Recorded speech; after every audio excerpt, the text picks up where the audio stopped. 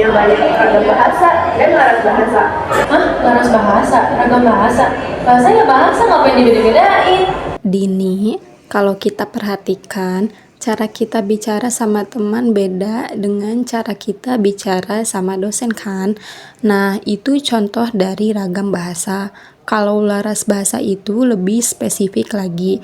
Misalnya, bahasa yang kita pakai kalau lagi nulis surat resmi sama kalau lagi ngobrol santai sama teman. Itu beda. Betul banget, Rim. Aku pernah baca, ternyata ragam bahasa itu punya beberapa. Yang pertama itu ada contohnya ragam bahasa hukum, ragam bahasa ilmiah, ragam bahasa, masih banyak lagi. Oh gitu ya, kok pusing banget ya aku dengernya. Aku mah yang penting bisa ngobrol aja. Emang benar, kita harus bisa ngobrol, tapi kita juga harus paham dengan laras bahasa dan ragam bahasa agar bahasa yang kita gunakan itu tidak salah dan sesuai situasi gitu. Iya, dan kalau kita lagi nulis puisi, kita bisa bereksperimen dengan bahasa yang lebih puitis dan imajinatif. Terus, kalau misalnya kita lagi ngobrol sama teman yang berbeda latar belakang, kita juga bisa menyesuaikan bahasa kita agar lebih mudah dipahami. Oh gitu ya, berarti kita belajar ragam bahasa sama laras bahasa itu penting buat kita bisa berkomunikasi dengan efektif. Betul banget, karena dengan kita mengetahui ragam bahasa dan laras bahasa ini, kita juga jadi bisa lebih menghargai bahasa-bahasa yang ada di Indonesia.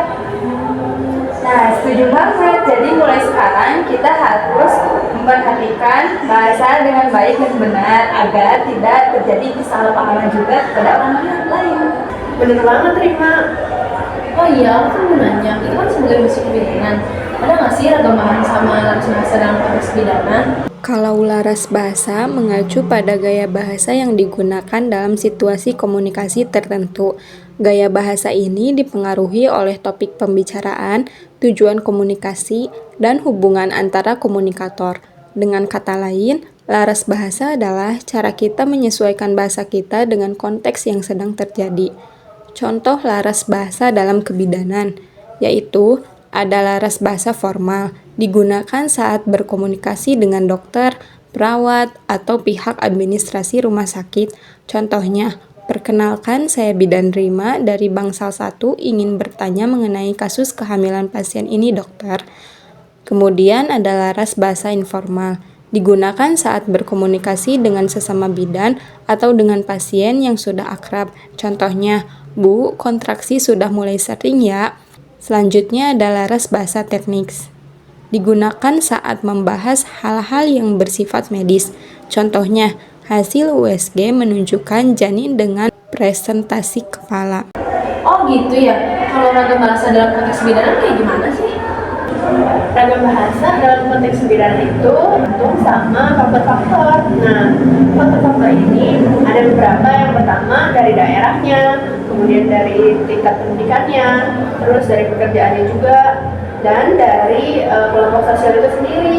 Untuk bidan yang bekerja di daerah, mungkin cara bidan untuk berkomunikasi dengan masyarakat adalah dengan menggunakan bahasa daerah, karena mungkin masyarakat di sekitar pedesaan itu ada yang belum fasih menggunakan bahasa Indonesia. Bidan muda mungkin menggunakan bahasa gaul untuk berkomunikasi dengan pasien remaja.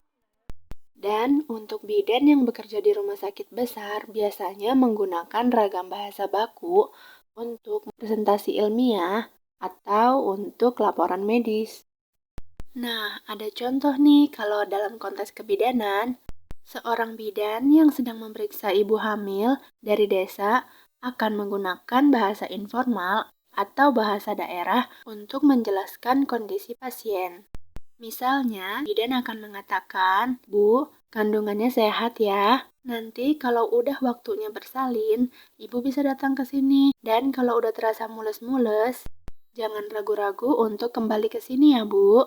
Nah, gitu Din contohnya. Oh iya, pantesan penting banget ya buat kita mahasiswa kebidanan yang nanti menjadi bidan, itu harus bisa memahami perbedaan laras bahasa dan ragam bahasa agar bisa berkomunikasi efektif. efektif. Nah, kita juga harus bisa mengetahui situasi pasien di berbagai daerah. Kita juga bisa menggunakan bahasa yang tepat. Oh iya, dan untuk bidan nantinya kita bisa membangun kepercayaan dengan pasien. Kita juga bisa memberi informasi yang benar sih kepada pasien. Nah, benar banget ini, Rima. Nah, ragam dan laras bahasa itu yang penting banget buat kita pahami karena ragam dan laras bahasa itu saling berkaitan dalam komunikasi. Nah, contohnya karena kita nanti di masa depan akan menjadi bidan, kita harus memahami ragam dan laras bahasa ini untuk memahami dan memberikan pelayanan yang optimal kepada pasien di masa depan kita nanti. Oh iya ya,